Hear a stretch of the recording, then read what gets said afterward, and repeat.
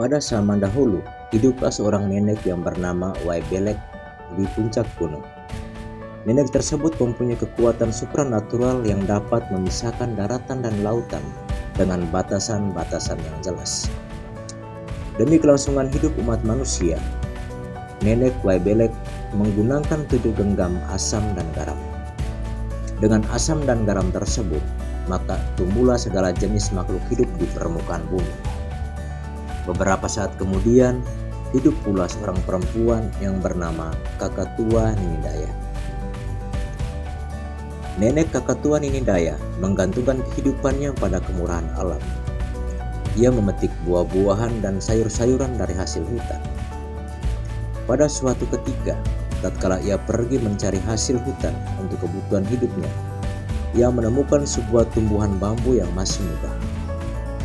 Merasa tertarik, Nenek Kakatua Ninidaya memutuskan untuk mengambil bambu tersebut dan menanamnya di dekat kediamannya hingga tumbuh menjadi besar.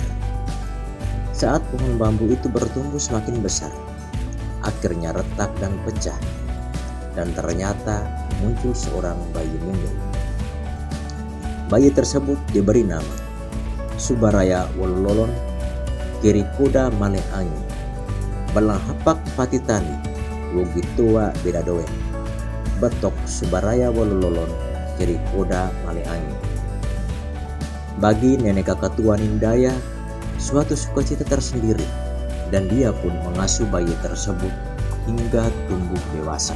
Kehadiran Subaraya dalam kehidupan Nenek Kakatua Ninidaya membuat dia berpikir bagaimana dia dapat mengasuhnya dengan baik dan melanjutkan kehidupannya. Agar Subaraya dapat bertahan hidup, Nenek Kakatua Ninidaya membaringkan Subaraya di dalam sebuah ubi yang ukurannya sangat besar yang sering disebut kue-kue.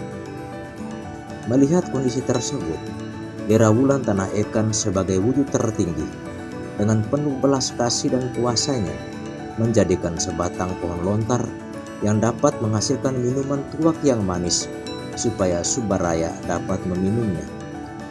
Tiku tuak ulikebo iletukan tapat tuho Subaraya ponabai marak layo lima kolo worak kirikoda maleangi. Maka terjadi saat Subaraya menangis karena lapar, pohon lontar tersebut mengeluarkan dan meneteskan niranya tepat di mulut Subaraya supaya dia dapat minum sampai ia kenyang. Dan setelah kenyang, nira tersebut tidak menetes lagi. Peristiwa tersebut terjadi terus-menerus pada saat Subaraya merasa lapar. Waktu terus bergerak dan tahun pun berlalu. Subaraya bertumbuh menjadi seorang pria dewasa yang gagah. Pohon lontar yang biasa mengeluarkan dan meneteskan airnya tidak lagi terjadi. Maka Dera Wulan Tanah Ekan menunjukkan kemurahannya dengan mengirim sebuah busur dan anak panah dan juga seekor anjing ajaib yang bernama Wolombuto Lagalemah. Anjing ajaib tersebut dapat berbicara seperti manusia. Subaraya dan anjing ajaib menjadi sahabat yang setia. Mereka sering pergi berburu bersama-sama. Suatu hari, anjing ajaib tersebut meminta Subaraya untuk menunggu di suatu tempat yang rata. Sementara anjing ajaib pergi mencoba menghalau seekor babi dari suatu tempat tumbuhnya rotan. Uwak Jina Bidoile. Lalu anjing ajaib tersebut berteriak memanggil namanya dan menggonggong seperti halnya seorang pemburu untuk menghalau babi ke tempat di mana Subaraya berada. Tatkala babi yang dihalau oleh anjing ajaib tersebut berada di dekat Subaraya, ia langsung memanahnya dan berhasil menangkap buruan babi tersebut. Pada saat itu, Subaraya dan anjing ajaib belum mengenal api dan teknik membakar daging babi dengan api, sehingga Subaraya dan anjing ajaib tersebut menikmati buruan mereka tanpa membakar atau memasak. Ketika Subaraya menyembelih babi hasil buruan tersebut, ia menemukan sebuah anting kuno, belangau, dalam perut babi dan disimpannya. Ia bahkan juga menyimpan gigi taring babi tersebut. Subaraya dan anjing ajaib menjadi sahabat dan menjalani hidup bersama dan berburu secara bersama-sama. Pada suatu kesempatan, saat Subaraya dan anjing ajaib sedang berburu, mendaki perbukitan dan menurun di lembah, mereka melihat seekor babi. Lalu keduanya berusaha untuk memburu dan mengejar babi tersebut. Namun pertama kali mereka gagal dan tidak mampu menangkapnya. Namun sebagai pemburu, keduanya tidak pernah putus asa untuk terus mengejar babi tersebut. Dan pada akhirnya mereka dapat menangkap di suatu tempat bernama Hingi Lama Boleh Lebe Lama Maya. Tempat tersebut didiami dan dihuni oleh sekelompok orang yang menyebut dirinya sebagai Jawa Malaka Nontua Batea Aralolong. Subaraya dan anjing tersebut memotong babi tersebut untuk mereka nikmati dan menyimpan sebagian untuk makan dan bekal mereka untuk keesokan harinya. Saat itu matahari sudah mulai tenggelam dan hari mulai gelap dan malam. Akhirnya mereka berdua memutuskan untuk beristirahat dan bermalam di tempat tersebut. Karena kelelahan, Subaraya tertidur dengan pulasnya, sedangkan diam-diam anjing tersebut ternyata pergi dan tidur bersama seorang gadis bernama Penigini Haranggeka Tepageka Subanina. Saat keesokan harinya, Subaraya bangun dari tidurnya. Dia tidak melihat anjing ajaibnya. Subaraya mencarinya dan memanggil anjing ajaib tersebut untuk pulang sambil mengangkat bekal yang telah disimpan semalam. Akhirnya anjing ajaib tersebut pulang. Namun tiba-tiba anjing Wolobuto Lagalema bukannya berlari ke tempat Subaraya, melainkan berlari kembali ke tempat Jawa Malaka Nontua Batea Aralolong dan menemui Penigini Haranggeka Tepageka Subanina. Subaraya yang merasa gelisah karena sahabatnya, anjing ajaib, belum juga pulang, maka dia terus mencari dan memanggil. Dia berusaha memanggil anjing ajaib tersebut berulang-ulang hingga 3 kali berturut-turut. Atas restu kelompok Jawa Malaka Nontua Batea Aralolong, maka Subaraya diizinkan untuk membawa Penigini Haranggeka Tepageka Subanina bersama mereka dan kembali ke tempat tinggal Subaraya, yakni Wuhu Wolomatan Tanah Mapan Laragere. Subaraya dan Penigini Haranggeka akhirnya hidup bersama sebagai suami istri, dan mereka dikaruniai 7 orang putra dan saudarinya masing-masing. Suatu hari datanglah seorang pengembara dari suku Kein ke perkampungan Subaraya bernama Wuhu Wolomatan Tanah Mapan Laragere. Mereka masih hidup sederhana dan masih juga menikmati makanan tanpa dimasak atau rekan tangan karena mereka belum mengenal api. Pengembara tersebut mulai memperkenalkan dan mengajarkan Subaraya bagaimana cara membuat api, yakni menggunakan bila bambu yang masih mentah dan sabuk kelapa, lalu digosok berulang-ulang sampai keluar apinya. Setelah mengenal api, mereka sangat bersuka cita karena mulai saat itu mereka dapat mengkonsumsi makanan yang sudah dibakar dan dimasak. Sebagai tanda terima kasih atas kebaikan dan kemurahan terhadap suku pengembara tersebut, Subaraya memberikan hadiah seekor anjing betina beserta 7 anaknya. Sepeninggalan suku Kein, orang-orang dari suku Baon, dari Sina Jawa 8 Bata, dan juga yang lainnya berdatangan dan menempati perkampungan Subaraya. Sedangkan ke-7 putra Subaraya dijodohkan dan menikah dengan suku-suku pendatang tersebut. Beberapa putra dan keluarganya tinggal bersamanya di perkampungan tersebut, dan lainnya mulai membuka perkampungannya sendiri. Namun setelah itu, mereka pindah dan menghuni kampung bernama Keluan Lama Eban, Tanah Bala Koran Gobak. Di tempat ini keturunan mereka tidak bertambah, karena kematian dan penyakit yang selalu menimpa dan mereka alami. Berhadapan dengan situasi demikian, mereka berpindah lagi ke tempat yang bernama Lewowao Lama Salan, Tanah Pigan Lama Selu. Namun, setelah sekian lama menghuni dan menempati kampung tersebut, mereka berpindah lagi ke tempat yang bernama Ku Kayobala, Tanah Pusun Lakabeak. Di tempat inilah mereka meletakkan Nubabuu Lakaro, Adak Nara Medowato. Kehidupan mereka berjalan sebagaimana biasanya, namun kejadian seperti bencana dan penyakit datang menimpa mereka, sehingga mereka harus berpindah lagi ke tempat yang baru bernama Kerugeruwolo Liwowalan Belenlolon. Di tempat ini berdatangan banyak orang dari berbagai suku. Suku Ilejadi Bokadewa, yaitu suku Niron, Baun, dan Mudayen. Rael Lali Warat HKP atau suku Sina Jawa, yaitu suku Keban, Ayon Lain, Niron Gerin, Muda Tratunawa, Prowin, dan Sogen. Rakyat Teti Timu Haupe Rakyat Ata Tenamau na suku Kerok Pupukan Lepan Bata.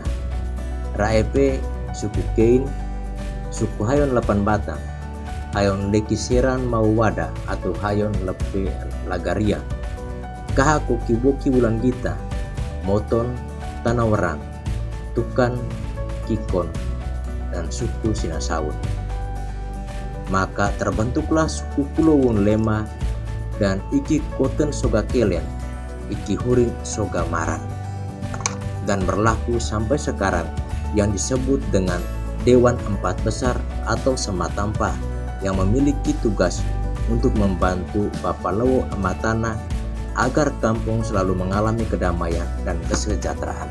Tugas Sematampa dalam sebuah upacara adat pada saat ritual menyembelih hewan korban, yakni Koten, adalah suku Keban Koten, bertugas memegang bagian kepala hewan. Behentilu Hagatarang. Kelen adalah suku Keban Kelen, bertugas memegang kaki dan ekor hewan. Tubuh Iku Laweling. Hurit adalah suku Niron Hurit, bertugas memegang parang untuk menyembelih. Pehe Surikada. Maran adalah suku Niron Maran, yang bertugas mengucapkan doa atau mantra tutu koda. Setelah bertahun-tahun mereka menghuni dan menempati perkampungan tersebut, akhirnya mereka memutuskan untuk berpindah dan membentuk perkampungan baru yang bernama Lewokusubura, Tanah Bura Kambalese.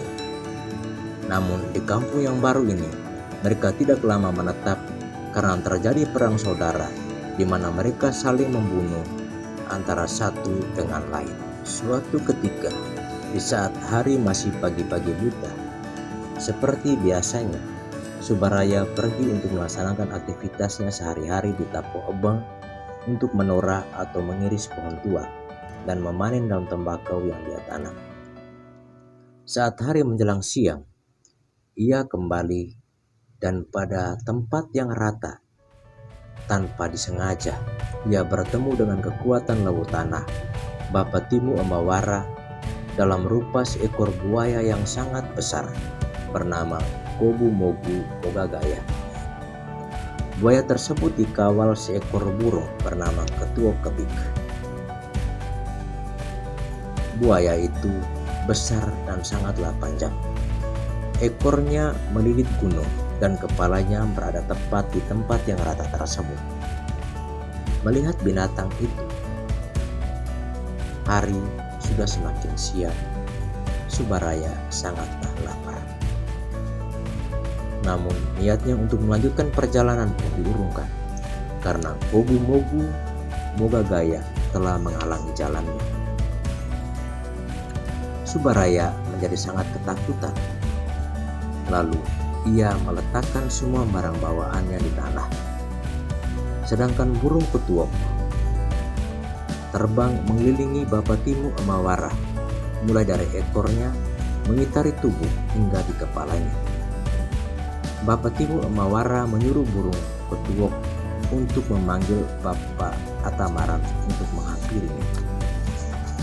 Lalu burung petuok menyampaikan pesan itu kepada Subaraya, namun Subaraya tak mengindahkannya. Ia tidak mendekati buaya tersebut karena ia takut akan dimangsa oleh Bapa Timu Emawara. Burung petuok terbang kembali dan mengitari ekor buaya sampai ke bagian kepala dan menyampaikan kepada Bapa Timu Emawara. Namun Bapa Timu Emawara meminta burung petuok hingga 3 kali, sehingga pada akhirnya Subaraya pun bersedia untuk menghampiri Bapa Timu Emawara. Subaraya mengambil tuak dan meneguk minuman tuak sampai habis sehingga ia mabuk. Ia mulai perlahan mendekati buaya tersebut meskipun dalam perasaan sangat takut. Saat Subaraya tiba di hadapan Bapa Timu Emawara, buaya tersebut berpesan pada Subaraya agar membuka perkampungan baru di tempat di mana kepalanya berada. Mengapa demikian?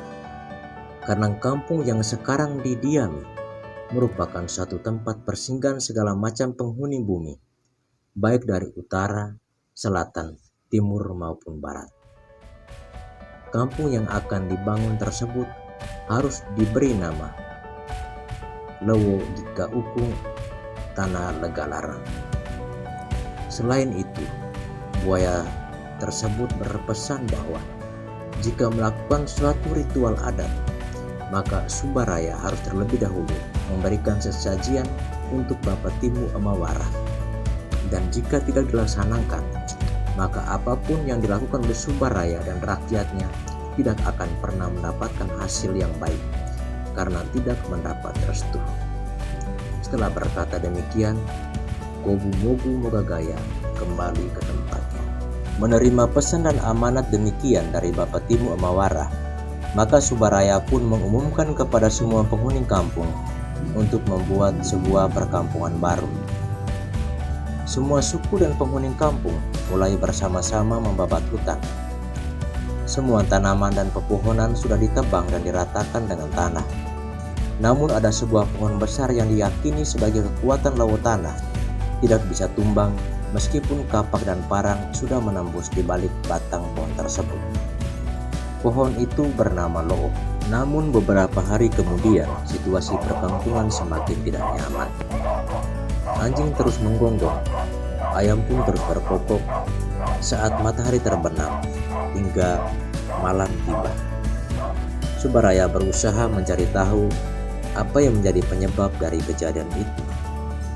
Subaraya memanggil seorang dukun bernama Kokikaha untuk mencari penyebabnya, dan ditemukan bahwa ternyata di atas pohon Lo'o ada seekor naga sangat besar berkepala 7. Ular naga inilah yang menyebabkan suasana kampung menjadi tidak nyaman. Namun Kokikaha sendiri tidak mampu menangkapnya. Akhirnya ia memanggil dukun yang lain, di antaranya Wayon Nogo Amangkeban, Subang Litu Amangkaha, Lepe Lagari Hayo agar membantunya. Kokikaha meminta dukun-dukun yang lainnya agar ular naga itu ditembak saja. Namun apa yang terjadi? Ular naga itu berbalik melompat dan melilit Subang Litu Amang. Melihat hal itu, Lepe Lagari Hayon melepaskan busur dan anak panah yang meskipun ujungnya tumpul, namun mampu berhasil memanah naga tersebut. Ular naga tersebut bernama Aruh. Setelah berhasil dipanah dan dibunuh oleh Lepe Lagarian Hayon, masyarakat pun ikut beramai-ramai memusnahkan binatang pengganggu tersebut dan bangkainya dibuang di sisi sebuah tempat bernama Besawutu.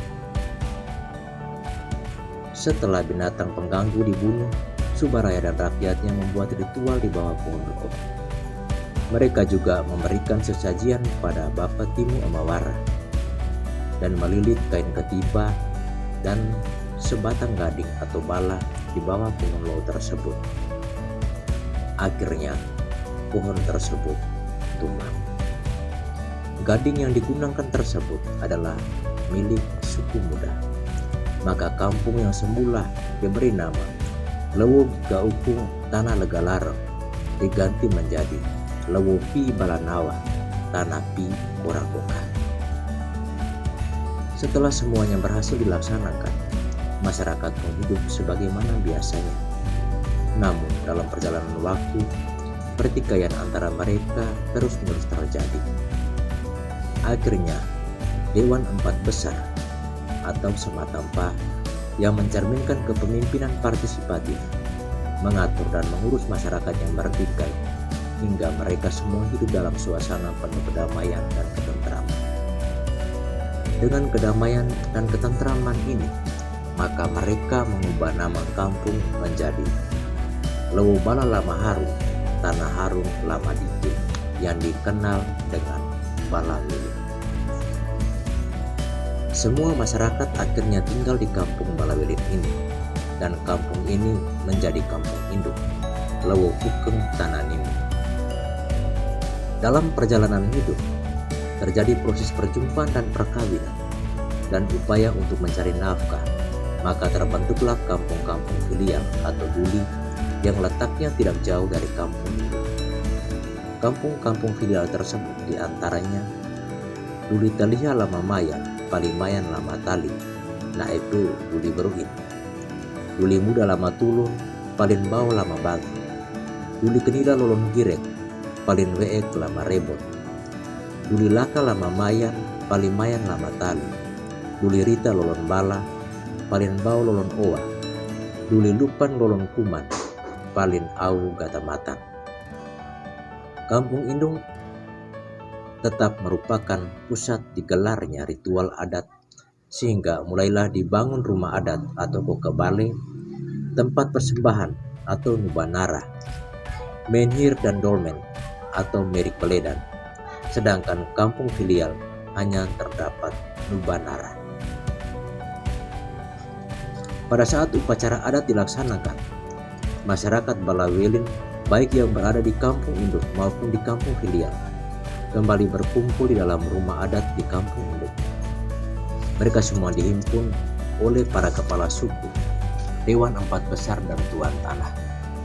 Mereka bercerita, berdiskusi bersama atau tobo hama-hama, duduk bersama-sama, tutu hama-hama, bicara bersama-sama, dan taan hama-hama, buat sama-sama untuk membangun Balawilin ke arah yang lebih baik di kemudian hari. Upaya-upaya ini membuat masyarakat pun hidup dalam suasana damai sambil berpegang teguh pada asas tekan tabe gike utuh, tenung tabe lobonuan, eket nope tapo tetitonu, welak nope jin lali Jawa, taan apun onot boit matit, kehantaan kenahan ehan. Saling memberi dan menerima, selalu berpegangan tangan dan bersatu hati dalam hidup. Dalam perjalanan hidup masyarakat Balawilin, baik yang menghuni kampung induk maupun kampung filial, mereka mengenal 4 wujud tertinggi yang disebut Bapak Kelake Lirawulan, Amma Kuwai Tanah Ikan, Ran Nope Kelekadeka, Nain Nope Bler Redon, Neku Ona Nain Wai Helan, Mati Kenain Panuselan, Nae Boy Hukak Porokukan, Nae Buadaru Limawana. Bapak yang mempunyai bulan dan matahari, Ibu yang mempunyai tanah dan bumi, suaranya seperti guntur menggelegar, napasnya seperti gempa, namun hatinya bagaikan air yang sejuk, jiwanya seperti minyak pelumas. Ia mendekap di dadanya, ia membelai dengan tangan kanannya. Mereka juga mengenal Woko Kelite, arwah nenek moyang atau orang yang sudah meninggal, Mulang na Menake, dukun dan suagi, Lango Gelara na Ulu Merah, tempat-tempat haram. Masyarakat Balawilin membagi kehidupan ini menjadi 3 bagian, yakni Deti Kelentukan Koalolo, bagian langit dan surga, Tanah Ekan, bumi, Laut Tonebaya atau dunia seberang. Ketiganya memiliki hubungan dan merupakan satu kesatuan, dan di bumi sebagai porosnya didirikan kokebale dan diletakkan merik beledan. Mereka akhirnya hidup bersama dalam suasana damai sebagai saudara dan membangun persatuan bersama. Selamat merayakan pesta adat.